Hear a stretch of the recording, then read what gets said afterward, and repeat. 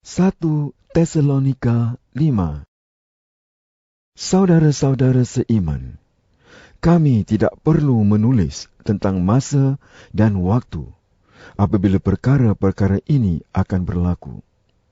Hal itu demikian kerana kamu sendiri tahu dengan jelas bahawa hari kedatangan Tuhan akan tiba seperti pencuri datang pada malam hari.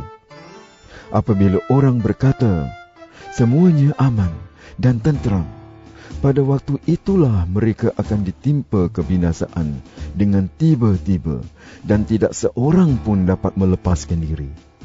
Hal itu akan berlaku dengan tiba-tiba seperti rasa sakit yang dialami seorang wanita semasa hendak melahirkan anak. Tetapi kamu, saudara-saudara seiman, kamu tidak hidup dalam kegelapan. Hari itu tidak seharusnya mengejutkan kamu, seperti kedatangan seorang pencuri. Kamu semuanya orang yang hidup dalam cahaya, orang yang tergolong pada siang yang terang. Kita bukan orang yang hidup dalam kegelapan, atau yang tergolong pada malam yang gelap. Oleh itu, kita tidak seharusnya tidur seperti orang lain. Kita harus berjaga-jaga dan berwaspada. Orang tidur pada malam hari, orang pun mabuk pada malam hari. Tetapi kita ini orang yang tergolong pada siang yang terang.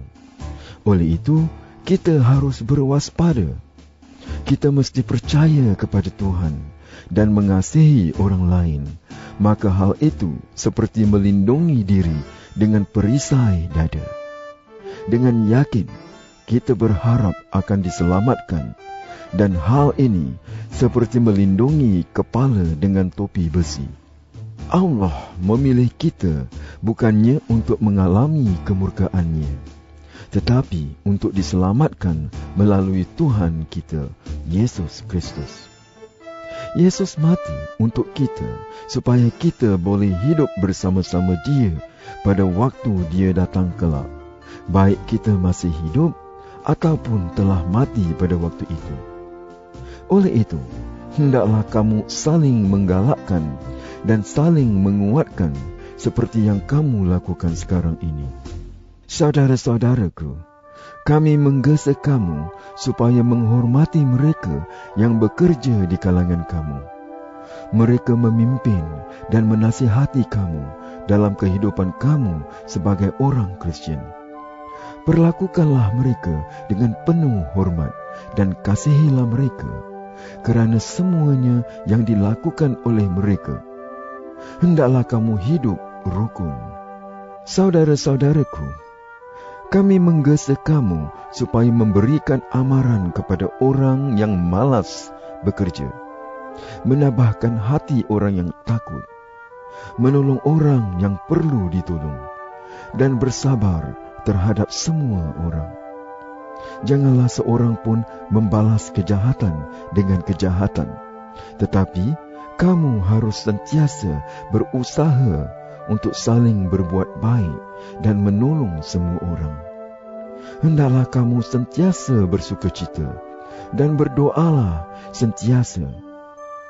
Hendaklah kamu bersyukur dalam segala keadaan, kerana hal inilah yang dikehendaki oleh Allah daripada kamu sebagai orang yang hidup bersatu dengan Kristus Yesus. Janganlah halang roh Allah. Janganlah hina perkabaran yang diberikan oleh roh Allah. Pertimbangkan semuanya. Ikutlah apa yang baik dan jauhilah segala macam kejahatan. Semoga Allah yang mengurniai kita kesejahteraan menjadikan kamu sungguh-sungguh hidup khas untuk Allah. Semoga Allah menjaga roh, jiwa dan tubuh kamu sehingga tidak bercacat cela pada masa Tuhan kita Yesus Kristus datang kembali. Allah yang memanggil kamu akan melakukan hal itu kerana Dia setia. Doakanlah kami, saudara-saudara seiman. Bersalamanlah dengan mesra sebagai saudara Kristian. Dengan kuasa Tuhan, aku menggesa kamu supaya membacakan surat ini kepada semua saudara seiman. Semoga Tuhan kita, Yesus Kristus, memberkati kamu semua.